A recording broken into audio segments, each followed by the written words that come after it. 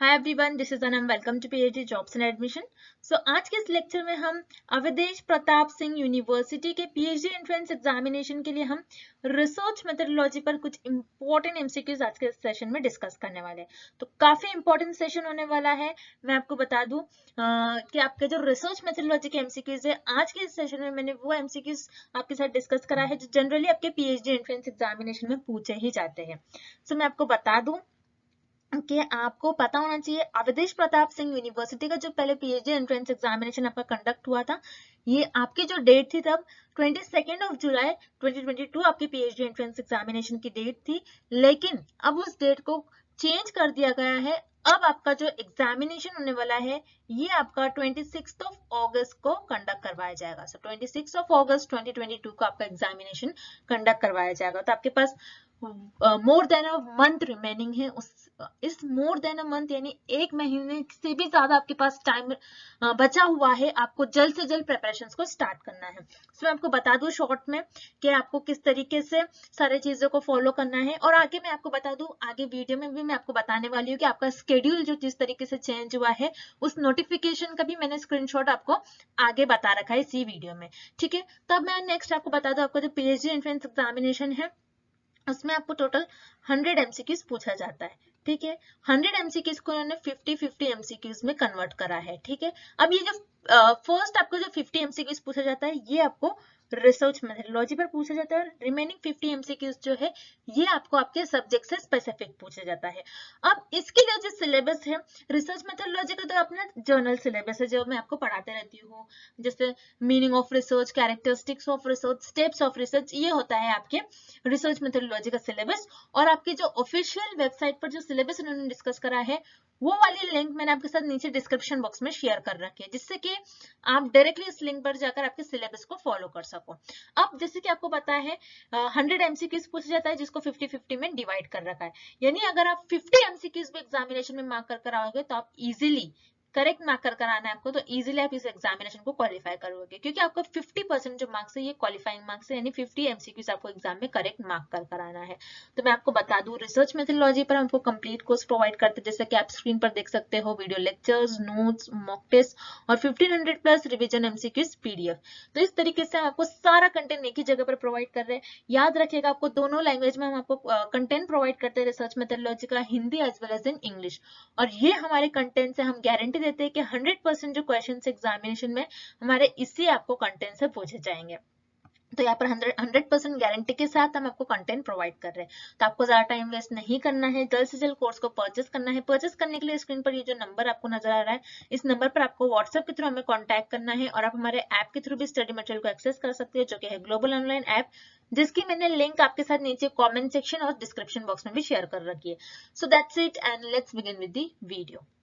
तो एक बार ये एमसीक्यू स्टार्ट करने से पहले मैं आपको अच्छे तरीके से हमारे कंटेंट जो हम आपको प्रोवाइड करते हैं, जो स्टडी मटेरियल हम आपको प्रोवाइड करते हैं, उसके बारे में एक बार मैं आपको फटाक से बता दूं कि हमारे इस कोर्स में हम आपको video lectures, mock test, notes provide करते हैं, और 1500 प्लस एमसीक्यूज रिविजन पीडीएफ। ये सारा जो कंटेंट आप देख रहे हो स्क्रीन पर, ये आपको एक ही जगह मिलेगा। कई स्टूडेंट्स क्या करते हैं, इंटरनेट से स्टडी मटेरियल रिफर करते हैं। सो इंटरनेट पे जो लैंग्वेज यूज करी जाती है, बहुत डिफिकल्ट लैंग्वेज यूज करी जाती है, जिससे कि आपको समझ नहीं आता है क्या लिखा हुआ है, किस तरीके से ये जो कंटेंट है आपको किस तरीके से रीड करना है, कितना कंटेंट आपको फॉलो करना है। क्योंकि हम हमारे कोर्स में आपको बताते हैं आपको कितना स्टडी मटेरियल यूज करना है। बहुत ज्यादा भी नहीं आपको पढ़ना है, बहुत कम भी नहीं, आपको जितना सफिशिएंट है आपके स्टडी के लिए उतना आपको पढ़ना है। हमारे कोर्स में हम आपको गाइड करते रहते हैं कि किस तरीके से आपको किस टॉपिक पर ज्यादा फोकस रहना है, कहाँ से ज्यादा क्वेश्चंस आपको पूछे जा सकते हैं। ये सारी चीजें हमारे कोर्स में हम आपको बताते हैं। हमारा ये जो कोर्स है हम आपको गारंटी के साथ कहते हैं कि हमारे इसी कोर्स से आपको एग्जाम में 30 से 35 क्वेश्चन डायरेक्टली पूछे जाएंगे। तो जल्द से जल्द आपको कोर्स को परचेस करना है। परचेस करने के लिए स्क्रीन पर ये जो नंबर नजर आ रहा है, इस पर व्हाट्सएप के थ्रू हमें कॉन्टैक्ट करना है। याद रखिएगा, नॉर्मल कॉल इस नंबर पर नहीं लगेगा, और आप हमारे इस ऐप के थ्रू भी स्टडी मटेरियल को एक्सेस कर सकते हो। ऐप को एक्सेस करने के लिंक मैंने आपके साथ डिस्क्रिप्शन बॉक्स में प्रोवाइड कर रखी है। That's it and let's begin with the MCQs. जैसे कि एमसीक्यू स्टार्ट करने से पहले मैं आपको जल्दी से एक बारी बता दूं, ये आपका रिवाइज स्केड्यूल है, यानी आपका स्केड्यूल जो है एपीएस यानी अवधेश प्रताप सिंह यूनिवर्सिटी का जो भी आपको पीएचडी एंट्रेंस एग्जामिनेशन है उसका स्केड्यूल इन्होंने चेंज कर दिया है। और ये जो आपकी नोटिफिकेशन आई थी उसका यहाँ पर मैंने स्क्रीनशॉट लेकर रख लिया है, तो आप भी इस नोटिफिकेशन का स्क्रीनशॉट लेकर रख सकते हो। नोटिफिकेशन जो आपका आया है रिसेंटली, उसके लिंक मैंने आपके साथ नीचे डिस्क्रिप्शन बॉक्स में भी शेयर कर रखी है। तो यहाँ पर आपको देखना है, जैसे एप्लीकेशंस वगैरह की डेट इन्होंने ओपन कर रखी थी लेकिन अब इन्होंने क्लोज कर दिया है।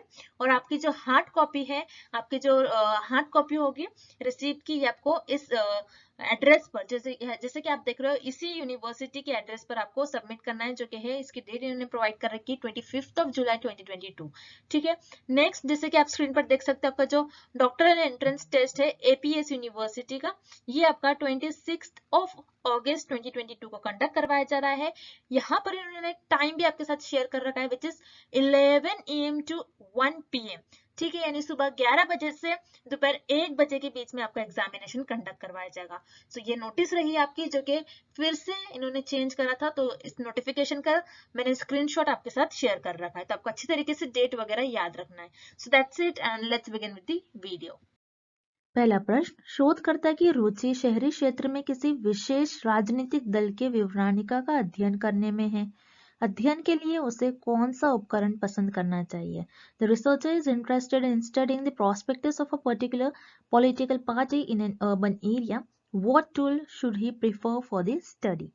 तो इस प्रश्न में हमें ये पता लगाना है कि एक शोधकर्ता है, शोधकर्ता की रुचि है, एक शोधकर्ता को एक अध्ययन करना है। उस अध्ययन में देखना है कि राजनीतिक दल है, वो राजनीतिक दल उसके कितने चांसेस है, वो जीत सकता है या फिर नहीं एक शहरी क्षेत्र में, ये देखना है रिसर्चर को, इस पर अध्ययन करना है। तो इस अध्ययन के लिए रिसर्चर कौन से टूल का उपयोग करेंगे, हमें ये पता लगाना है इस प्रश्न में। मतलब एक रिसर्चर है, रिसर्चर को एक स्टडी करना है, स्टडी में देखना है कि एक अर्बन एरिया है, अर्बन एरिया में ये पॉलिटिकल पार्टी की जीतने के चांसेस क्या होंगे, कि ये पॉलिटिकल पार्टी वहां पर सरवाइव कर पाएगी या फिर नहीं। तो इस स्टडी को परफॉर्म करने के लिए, स्टडी को कंडक्ट करने के लिए रिसर्चर किस टूल का यूज करेंगे, हमें ये पता लगाना है इस क्वेश्चन में। तो जैसे कि आप देख रहे हो यहाँ पर हम रिसर्चर जो है ये स्टडी कर रहे हैं पॉलिटिकल पार्टी के जीतने के कितने चांसेस हैं, कि ये पॉलिटिकल पार्टी वापस सरवाइव कर पाएगी या फिर नहीं। तो ये कौन सा एरिया है? अर्बन एरिया है। अर्बन एरिया मतलब एक शहरी क्षेत्र। सो यहाँ पर ये शहरी क्षेत्र है, मतलब यहाँ पर जो ज्यादातर पढ़े लिखे लोग ही होंगे, मतलब लिटरेट लोग होंगे, पढ़े लिखे लोग होंगे ज्यादातर। सो यहाँ पर ज्यादातर लोग पढ़े लिखे हैं, तो यहाँ पर आप उनको क्वेश्चंस प्रोवाइड करके पूछ सकते हो कि पॉलिटिकल पार्टी के जीतने के चांस होंगे या फिर नहीं। तो यहाँ पर एक रिसर्चर क्या करेंगे, एक लिस्ट ऑफ क्वेश्चंस प्रोवाइड करेंगे लोगों को, मतलब रेस्पोंडेंट्स को। सो लिस्ट ऑफ क्वेश्चनर्स किस में होते हैं? क्वेश्चनर्स में।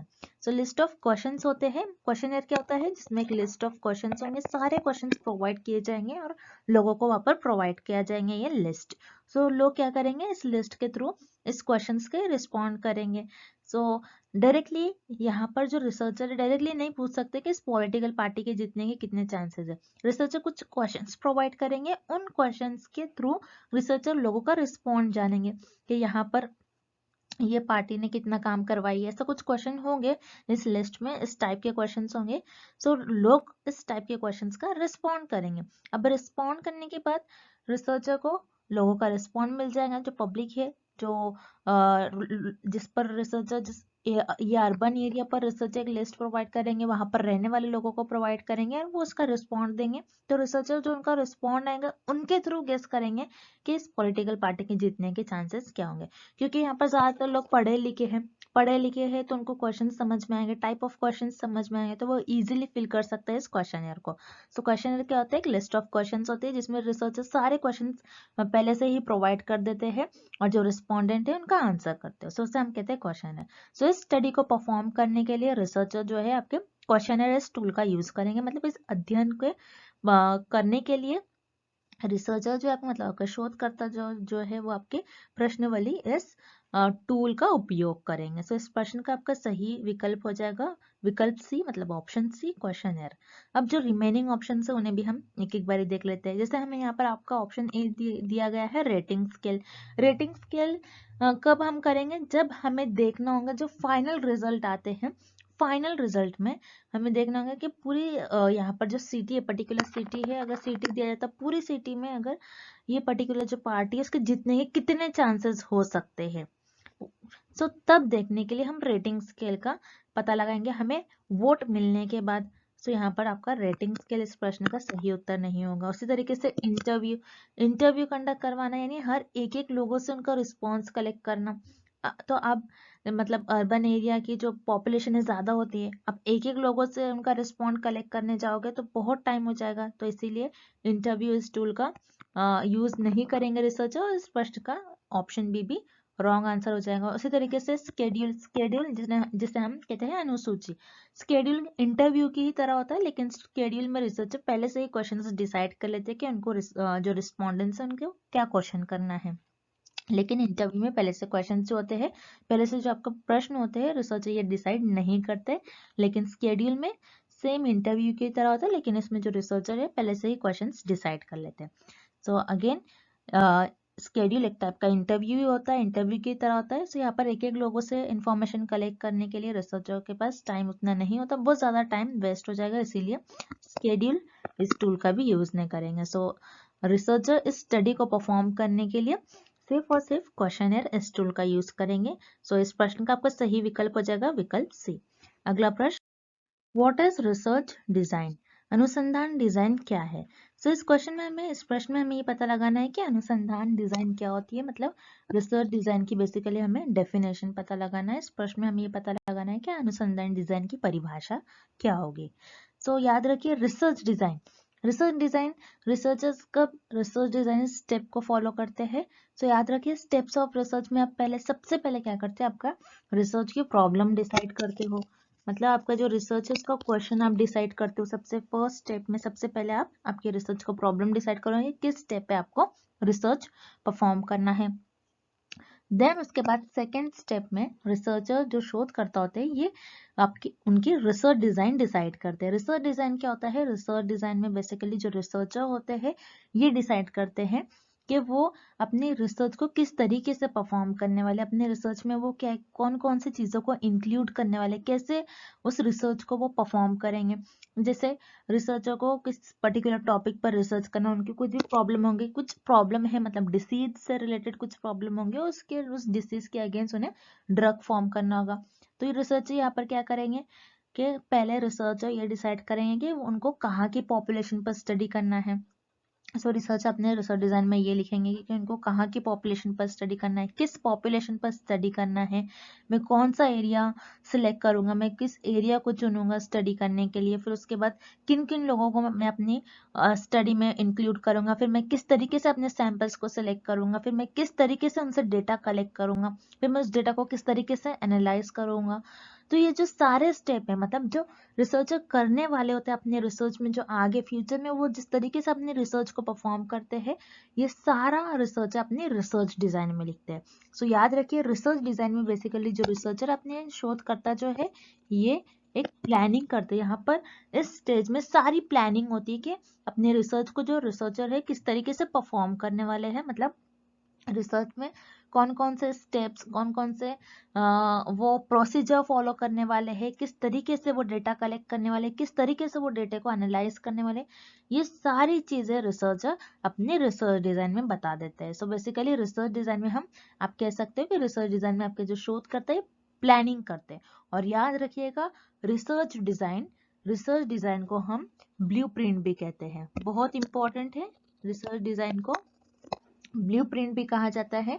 बहुत से स्टूडेंट्स को पता ही नहीं होता कि रिसर्च डिजाइन को हम ब्लूप्रिंट भी कहते हैं। सो आपको एग्जाम में क्वेश्चन इस तरीके से ही पूछा जा सकता है, what is blueprint? So research design को ही हम ब्लूप्रिंट कहते हैं, जिसमें हम सारी चीजें मतलब आपके जो शोध करते हैं वो सारी प्लानिंग कर लेते हैं। सो उसी तरीके से अगर आप ऑप्शंस देखोगे, अगर आप विकल्प देखोगे, तो इस क्वेश्चन का आपका राइट ऑप्शन हो जाएगा ऑप्शन बी, जो कि बता रहा है a framework of for every stage of the collection and analysis of data. मतलब आप आपके रिसर्च में हर एक चीज किस तरीके से करने वाले हो, हर एक स्टेज में आप किस तरीके से डेटा कलेक्ट करने वाले हो, किस तरीके से डेटा को एनालाइज करने वाले हो, उसका फ्रेमवर्क तैयार कर लेते हो। फ्रेमवर्क मतलब उसको किस तरीके से करने वाले हो उसको आप बता देते हो आपके रिसर्च डिजाइन में।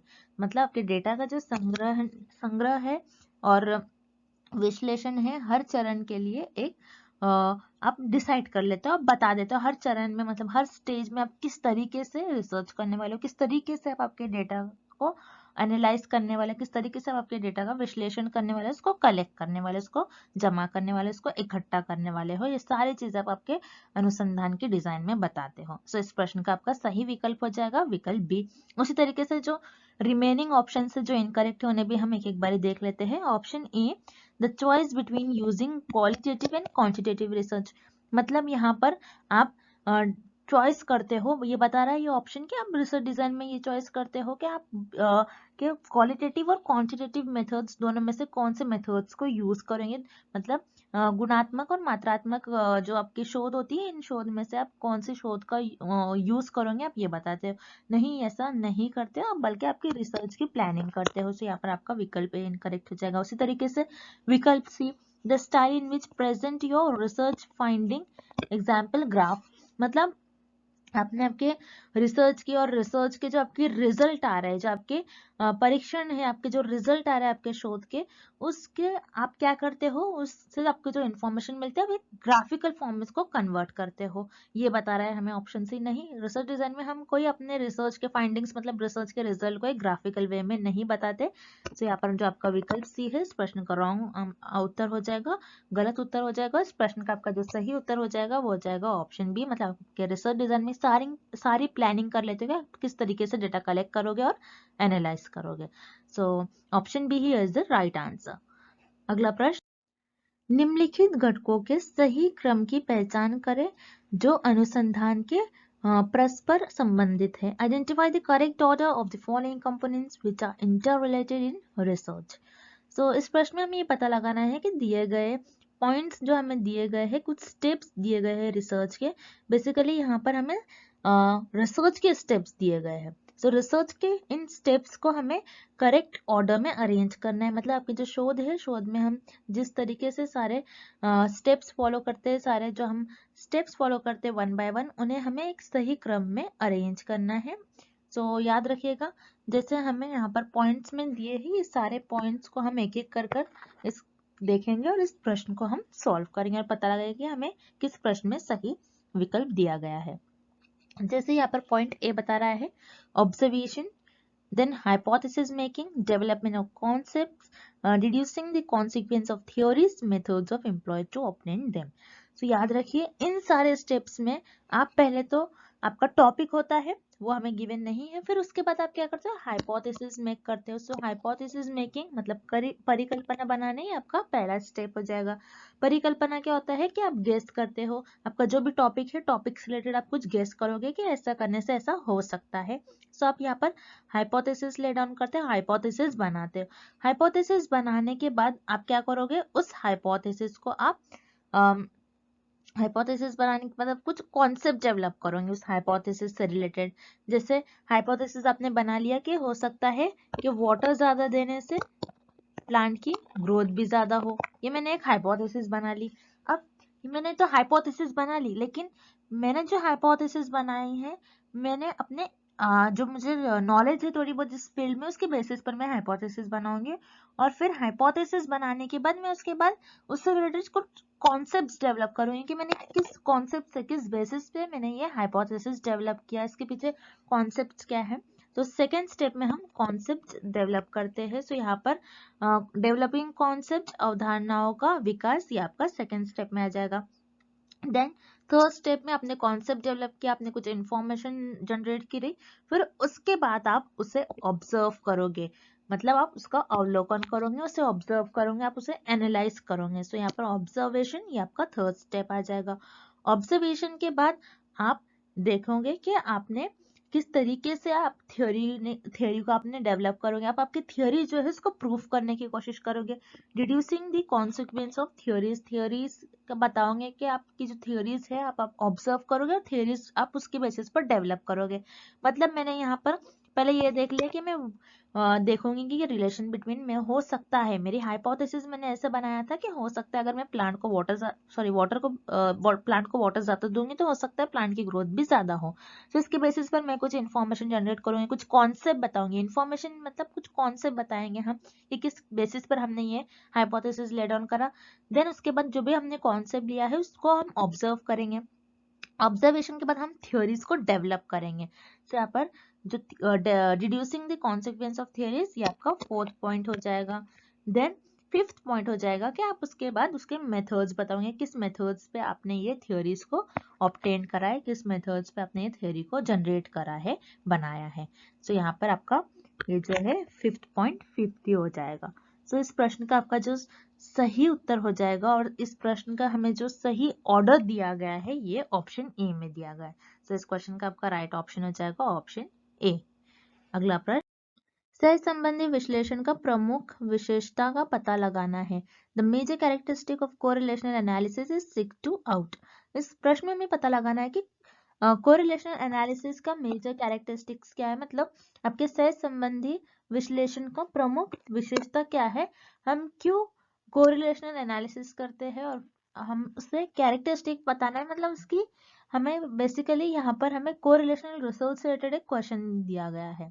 सो कोरिलेशनल रिसर्च में जैसे हम कोरिलेशन एनालिसिस करते हैं, सो इसका कैरेक्टरिस्टिक क्या होता है, हम वेरिएबल्स के बीच में क्या देखते हैं बेसिकली कोरिलेशनल रिसर्च में और कोरिलेशनल एनालिसिस में। जैसे कि हमें पता है जो हमारी कोरिलेशनल रिसर्च है इसमें हम वेरिएबल्स के बीच में रिलेशन देखते हैं। जैसे मान लीजिए कोई हमारे पास एक वेरिएबल ए है और एक वेरिएबल बी है, सो इन दोनों वेरिएबल के बीच में हम रिलेशन देखते हैं। लेकिन हम ये तो देखेंगे कि वेरिएबल ए और वेरिएबल बी के बीच में जो रिलेशन है वो कैसा रिलेशन है। और उसी के साथ साथ कोरिलेशनल एनालिसिस में अगर हम कोरिलेशनल रिसर्च में वेरिएबल्स को एनालाइज करें, उनको हम ऑब्जर्व करें, तो हम ये ऑब्जर्व करते हैं कि एक वेरिएबल बढ़ाने से दूसरा बढ़ रहा है। अगर एक वेरिएबल बढ़ाने से दूसरा वेरिएबल बढ़ रहा है, तो अगर दोनों भी वेरिएबल सेम डायरेक्शन में जाते हैं तब हम उसे कहते हैं ये परफेक्टली पॉजिटिव कोरिलेशन है, इनके बीच में पॉजिटिव कोरिलेशन है क्योंकि एक बढ़ने से दूसरा भी बढ़ रहा है। उसी तरीके से हम ये भी पता लगाते हैं कि एक घटने से दूसरा क्या घट रहा है या फिर एक बढ़ने से दूसरा बढ़ रहा है। अगर एक घटने से दूसरा बढ़ रहा है मतलब एक कम होने से दूसरा वेरिएबल ज्यादा हो रहा है, तो उस केस में हम कहते हैं नेगेटिव कोरिलेशन है। ओके, याद रखना है आपका, अगर दोनों वेरिएबल सेम डायरेक्शन में मूव होते हैं तो उन्हें हम कहते हैं पॉजिटिव कोरिलेशन, और दोनों वेरिएबल अपोजिट डायरेक्शन में मूव होते हैं तो उन्हें हम कहते हैं नेगेटिव कोरिलेशन है वेरिएबल्स के बीच में। तो बेसिकली हम वेरिएबल्स के बीच में संबंध बताते हैं, उनके बीच में कैसा संबंध है, वो एक दूसरे से कैसे रिलेटेड है, क्या एक को कम करने से दूसरा कम हो रहा है या फिर एक को बढ़ाने से दूसरा बढ़ रहा है। यही हम हमारे कोरिलेशनल रिसर्च में फाइंड आउट करते हैं, और इसी चीज को हम कहते हैं कोरिलेशन एनालिसिस। क्योंकि हम यहाँ पर वेरिएबल्स के बीच में किस तरीके से एनालाइज कर रहे हैं कि मैं अगर वेरिएबल ए को बढ़ाती हूँ सो वेरिएबल बी पे से क्या असर हो रहा है, इसका क्या इफेक्ट हो रहा है, कि ये भी बढ़ रहा है या फिर ये घट रहा है। ये बेसिकली हम कोरिलेशनल एनालिसिस में, कोरिलेशनल रिसर्च में करते हैं, और इसी तरीके से हम कोरिलेशनल एनालिसिस करते हैं, मतलब कोरिलेशनल रिसर्च में चीजों को एनालाइज करते हैं, वेरिएबल्स को बेसिकली एनालाइज करते हैं। सो याद रखिए, हम कोरिलेशन एनालिसिस का बेसिक कैरेक्टरिस्टिक होता है, मेजर कैरेक्टरिस्टिक ये होता है कि उसमें हम वेरिएबल के बीच में कैसा एसोसिएशन है ये देखते हैं। मतलब एसोसिएशन अमंग वेरिएबल, मतलब चर के बीच में कैसा संबंध है कि एक को बढ़ाने से दूसरा बढ़ रहा है, एक दूसरे से उनके संबंध कैसे, उनका रिलेशन कैसा उनके बीच में, ये हम पता लगाते हैं हमारे कोरिलेशनल एनालिसिस में। और कोरिलेशनल एनालिसिस का मेजर कैरेक्टरिस्टिक यही होता है कि वेरिएबल के बीच में एसोसिएशन देखना कि एक दूसरे को कैसे कनेक्टेड, उनका संबंध कैसा है, चर के बीच का संबंध कैसा है। तो यहाँ पर जो आपका ऑप्शन सी है इस प्रश्न का सही विकल्प हो जाएगा। उसी तरीके से हम रिमेनिंग ऑप्शंस भी देख लेते हैं। जैसे यहाँ पर आपको ऑप्शन ए दिया गया है डिफरेंस अमंग वेरिएबल्स, मतलब वेरिएबल्स के बीच का डिफरेंस। हम बेसिकली डिफरेंस नहीं देखते, हम उनका बीच में संबंध देखते हैं, उनके बीच का अंतर नहीं देखते, हम चरों के बीच का अंतर नहीं देखते हैं, हम बस ये देखते हैं चरों के बीच में कैसा संबंध है, क्या एक को बढ़ाने से दूसरा घट रहा है, फिर दूसरे को बढ़ाने से दूसरा बढ़ ही रहा है, हम ये देखते हैं, बेसिकली डिफरेंस नहीं देखते। तो यहाँ पर आपका विकल्प ए रॉन्ग हो जाएगा। उसी तरीके से विकल्प बी वेरिएशन अमंग वेरिएबल्स, मतलब चर के बीच भिन्नता, मतलब वेरिएशन मतलब कैसे वो वेरी कर रहे हैं एक दूसरे से, उनमें क्या वेरिएशन, एक दूसरे से वो कैसे अलग हो रहे हैं, ये नहीं हम देखते हैं उनके बीच में क्या रिलेशन है। तो यहाँ पर आपका ऑप्शन बी भी इनकरेक्ट हो जाएगा और इस क्वेश्चन का आपका सही विकल्प हो जाएगा option C, association among variable, चरों के बीच संबंध। अगला प्रश्न, शोध परिकल्पना के परीक्षण के संदर्भ में निम्नलिखित में से कौन सा सत्य है? Which of the following is true in the context of testing research hypothesis? इस प्रश्न में हमें पता लगाना है और इस क्वेश्चन में हमें ये फाइंड आउट करना है कि अगर आप आपके रिसर्च में हाइपोथेसिस को टेस्ट कर रहे हो, तो आप हाइपोथेसिस को जो हम जनरली अपने रिसर्च में टेस्ट करते हैं, सो हाइपोथेसिस को टेस्ट करने के लिए कौन सा स्टेटमेंट, हमें दिए गए स्टेटमेंट में से कौन सा स्टेटमेंट करेक्ट है। मतलब बेसिकली हम रिसर्च में हाइपोथेसिस को टेस्ट करते हैं। सो ये इस क्वेश्चन में हमें पूछ रहा है कि हम कौन सी हाइपोथेसिस को टेस्ट करते हैं। क्या हम नल अल्टरनेटिव हाइपोथेसिस को टेस्ट करते हैं, नल हाइपोथेसिस को टेस्ट करते हैं, या फिर नल अल्टरनेटिव, ये दोनों भी हाइपोथेसिस को टेस्ट करते हैं, या फिर ये दोनों हाइपोथेसिस को टेस्ट नहीं करते। सो इस प्रश्न में हमें ये पूछ रहा है कि जब हम हमारी शोध में परिकल्पना का परीक्षण करते हैं, सो परिकल्पना का किस परिकल्पना को हम टेस्ट करते हैं। क्या हम वैकल्पिक परिकल्पना का टेस्ट करते हैं, या फिर शून्य परिकल्पना का टेस्ट करते हैं, या फिर दोनों वैकल्पिक और शून्य दोनों परिकल्पना का टेस्ट करते हैं, या फिर दोनों ही परिकल्पना का टेस्ट नहीं करते, शून्य और ना ही वैकल्पिक परिकल्पना का। सो याद रखिएगा, जब भी रिसर्चर, जब भी आपके शोधकर्ता शोध परफॉर्म करते हैं, शोध स्टार्ट करते हैं, तो उसमें बेसिकली अपने हाइपोथेसिस को टेस्ट करते हैं। हाइपोथेसिस क्या होता है? हाइपोथेसिस एक टेंटेटिव स्टेटमेंट होता है, कुछ समय के लिए रिसर्चर मान लेते हैं कि ऐसा करने से ऐसा हो सकता है। बेसिकली हाइपोथेसिस परिकल्पना रिसर्चर के रिसर्चर कुछ भविष्यवाणी करते हैं, कुछ बता देते हैं कि ऐसा करने से ऐसा हो सकता है उनके नॉलेज के बेसिस पर। सो यहाँ पर उसे हम कहते हैं हाइपोथेसिस, कुछ प्रिडिक्ट करना, कुछ गेस करना। अब उसी भविष्यवाणी को, उसी प्रिडिक्शन को, उसी गेसेस को रिसर्चर अपने रिसर्च में टेस्ट करते हैं। सो बेसिकली जो ज्यादा हाइपोथेसिस यूज करी जाती है वो नल और ऑल्टरनेटिव ही ज्यादा यूज करी जाती है। और भी टाइप होते हैं हाइपोथेसिस के, जैसे डायरेक्शनल, नॉन डायरेक्शनल हाइपोथेसिस, ये भी सारे होते हैं। लेकिन बेसिकली आपको एग्जाम में नल एंड ऑल्टरनेटिव हाइपोथेसिस से रिलेटेड ज्यादातर क्वेश्चंस पूछे जाते हैं। जैसे कि हाइपोथेसिस में नल और अल्टरनेटिव हाइपोथेसिस से मेनली इसके टाइप होते हैं, जिसमें रिसर्च में जो रिसर्चर होते हैं, जो शोधकर्ता होते हैं, वो अपनी रिसर्च में सिर्फ और सिर्फ नल हाइपोथेसिस को टेस्ट करते हैं, मतलब अपने शून्य परिकल्पना का परीक्षण करते हैं।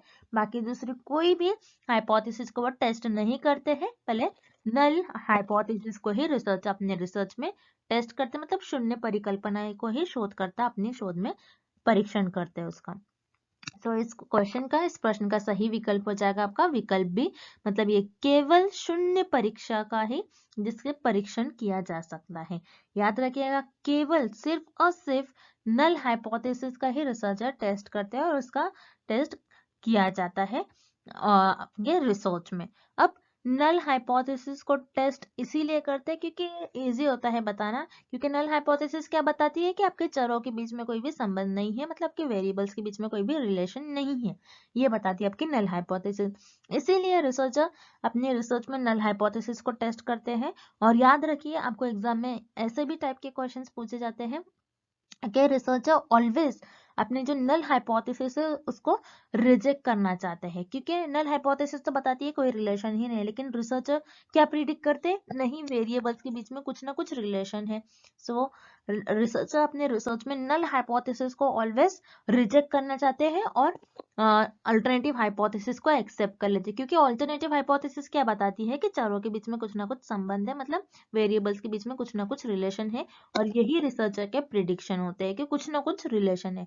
और नल हाइपोथेसिस बताती है कि चारों के बीच में कोई रिलेशन नहीं है, इसलिए रिसर्चर नल हाइपोथेसिस को ऑलवेज अपने रिसर्च में रिजेक्ट करना चाहते हैं और ऑलवेज नल हाइपोथेसिस को ही रिसर्चर टेस्ट करते हैं।